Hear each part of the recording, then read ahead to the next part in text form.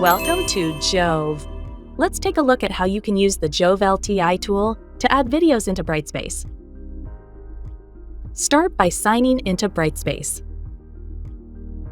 Navigate to your course. Click on the Add Existing button.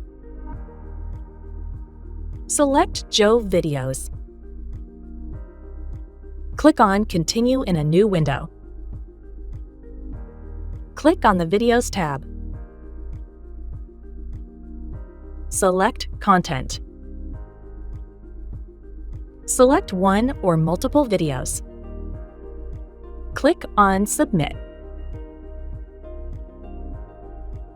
Play the video.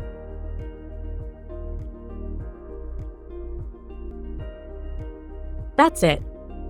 Thank you for watching.